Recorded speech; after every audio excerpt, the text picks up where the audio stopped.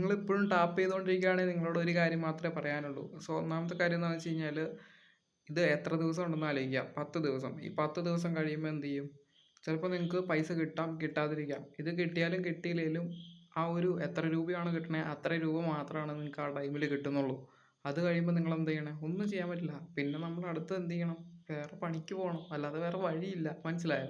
So, അതുകൊണ്ട് make sure നിങ്ങൾ എന്ത് ചെയ്യുക? സ്കിൽസ് ബിൽഡ് ചെയ്യുക. Skill matters always.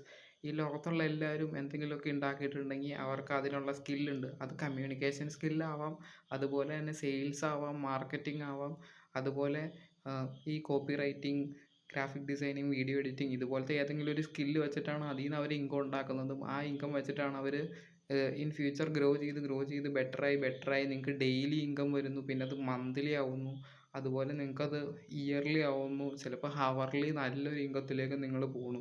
So this is the actual thing and this is